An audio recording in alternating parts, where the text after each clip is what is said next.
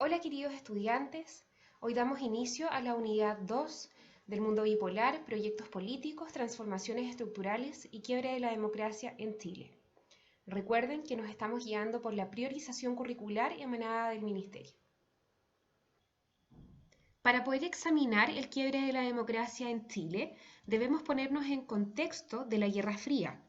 La Guerra Fría entendida como el conflicto que se inicia post Segunda Guerra Mundial desde 1945 hasta 1991. Este conflicto se caracteriza por una división del mundo en dos bloques antagónicos e irreconciliables.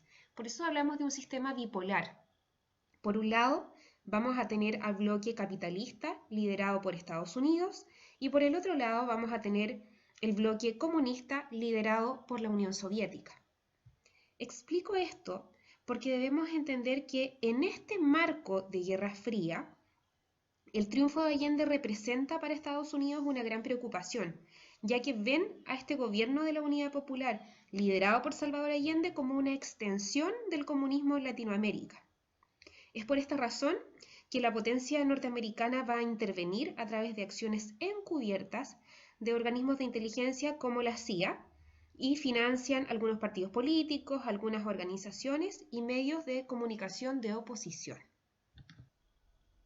La gestión de Salvador Allende va a tener indicadores económicos que van a ser positivos o negativos de acuerdo a los años en que vamos analizando. Hacia 1971 tenemos indicadores positivos en base a aumento de sueldos, aumento del gasto público, la inflación se va a reducir 13 puntos, se genera un desempleo que es menor porque se reduce en un 3,8% respecto del año anterior. El Estado va a controlar un 90% de los bancos privados, se construyen más de 70.000 habitaciones sociales, el presupuesto para la salud también aumenta, disminuye la mortalidad infantil y la desnutrición, esto tiene que ver con el medio litro de leche que Salvador Allende concedía de forma diaria a todos los niños y niñas en Chile sin importar su condición socioeconómica y por ello obviamente que disminuye la desnutrición. Sin embargo, este panorama va a cambiar drásticamente hacia 1972 con la caída del precio del cobre, el agotamiento de las reservas internacionales y el aumento de la demanda de bienes de consumo. Esto va a generar también como resultado un incremento del déficit fiscal, lo que se va a expresar en el desabastecimiento de bienes y en el mercado negro. Debemos entender el mercado negro como el mercado informal, que consistía en vender los productos a un mayor precio que en el mercado formal, y es por ello que va a generar también desabastecimiento. Todas estas dificultades económicas que examinábamos respecto de 1972 se van a expresar en el PIB, el Producto Interno Bruto. Recordemos que el PIB es el valor total de los bienes y servicios producidos en nuestro país. Si ustedes se fijan acá en el gráfico, tenemos un incremento del PIB hacia 1971, producto de esta excelente gestión, pero hacia 1972 tenemos una caída del PIB incluso con cifras de carácter negativo.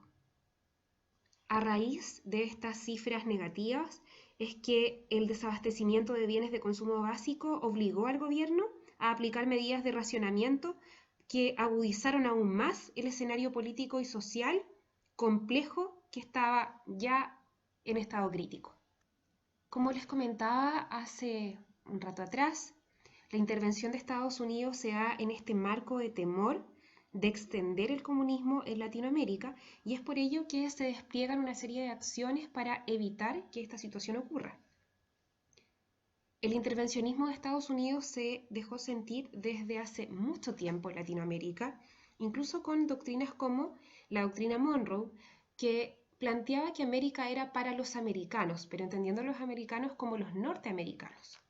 Esto también se va a potenciar con la doctrina Truman en la Segunda Guerra Mundial y posteriormente hacia 1947, cuando Estados Unidos se convierte en el líder de este mundo libre que intenta contener el avance del comunismo.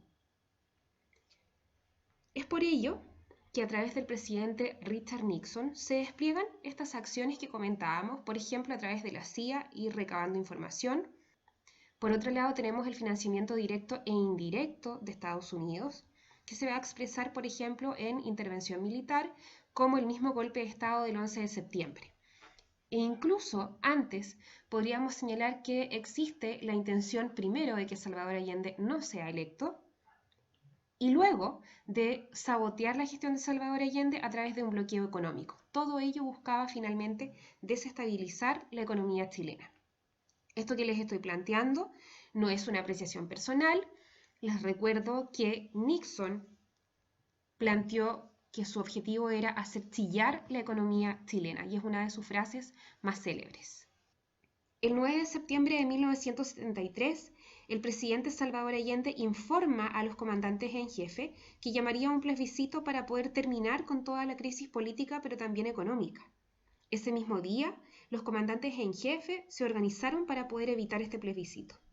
Finalmente, el 11 de septiembre de 1973, las Fuerzas Armadas, apoyadas por las fuerzas opositoras y la CIA, dan un golpe de Estado y terminan con el poder, dando también término al gobierno de Salvador Allende de forma arbitraria y unilateral. Este hecho simboliza el quiebre de la democracia e implica el inicio de una dictadura que se extendió por casi 2 décadas en el país. Todo esto en el marco de la supresión del Estado de Derecho y, en consecuencia, la supresión de las garantías constitucionales. ¿Quiénes integraban esta junta militar? Tenemos a César Mendoza, José Torillo Merino, Augusto Pinochet y Gustavo Lee. Los preparativos para el golpe definitivo fueron iniciados por la Armada, luego se involucró la Fuerza Aérea y Carabineros, y unos días antes fue apoyado por el Ejército. A la hora acordada, a las 6:30 de la mañana, Valparaíso fue tomado por la Armada, mientras que en Santiago se movilizaron los efectivos del Ejército, la Fuerza Aérea y Carabineros. El presidente Allende se dirige a La Moneda, donde se le comunica la petición por parte de los militares de que renunciara. Frente a ello, Allende se niega y a través de una locución transmitida por Radio Magallanes da a conocer su decisión. Cuando hablamos del 11 de septiembre, tendemos a tener una confusión respecto de los conceptos que podemos emplear. Hay 2 conceptos que habitualmente se utilizan para referirse a este hecho, pero no son conceptos equivalentes, no son conceptos homólogos y debemos tener claro cuáles son las diferencias entre ellos. En primer lugar, el golpe de Estado es un acto mediante el que las Fuerzas Armadas deponen a la autoridad civil constitucional a través de la fuerza, dando paso a un nuevo gobierno, en caso de efectuarse elecciones, o bien quedando en manos militares si quienes encabezan el golpe pasan a ocupar los puestos de las autoridades depuestas y estructuran, conforme a sus propios designios o decisiones, ¿verdad?, el sistema de gobierno y la administración del país. Por otro lado, el término pronunciamiento militar se refiere a una manifestación de las Fuerzas Armadas ante el gobierno, habitualmente a través de la amenaza del uso de la fuerza. Ojo, esto no significa necesariamente que la usen. No termina con el régimen constitucional, dado que los militares no pasan a ocupar las funciones del gobierno, pues el objetivo solo es demostrar su descontento, pero no hacerse con el poder. Esta es una discusión que incluso se tuvo a nivel de Ministerio de Educación y dadas estas diferencias entre estos conceptos, finalmente hoy día nosotros profesores de historia nos referimos a este hecho del 11 de septiembre como un golpe de Estado. Lo importante es que ustedes también puedan hacer este ejercicio de reflexión y ustedes, de acuerdo a su criterio, también puedan adoptar una postura frente a este hecho. El día después del 11 de septiembre. Bueno, el día después del 11 de septiembre se inicia ya la dictadura, entendida como un régimen de excepción que se ejerce sin control alguno. Esto implica que el poder de los gobernantes sobre los gobernados se ejerce sin restricción. Dicho esto en términos constitucionales, las garantías constitucionales se hallan abolidas. Por lo tanto, existe violación a los derechos humanos y concentración de poderes: legislativo, ejecutivo y judicial. De esta forma se pone fin a la revolución con sabor a empanada y vino tinto de Salvador Allende, quien fuera el primer presidente socialista del mundo en llegar al poder a través de las elecciones democráticas. El 11 de septiembre, en su último mensaje transmitido por Radio Magallanes, él mencionó que no iba a renunciar. Tienen la fuerza, podrán avasallarnos, pero no se detienen los procesos sociales ni con el crimen ni con la fuerza.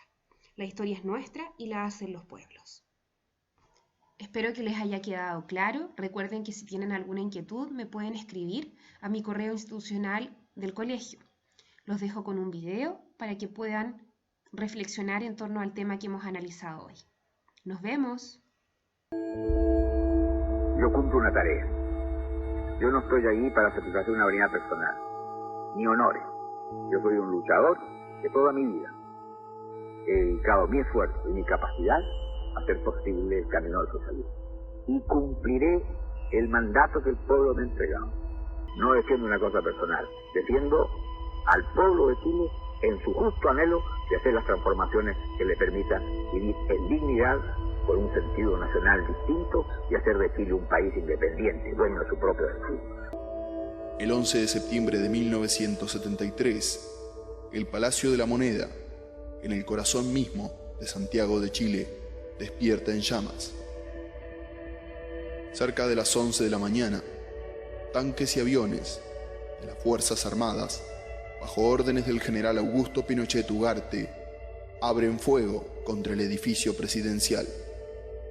El ejército lanza bombas incendiarias y gases lacrimógenos, hiriendo de muerte al proceso democrático chileno y a su presidente socialista, Salvador Allende.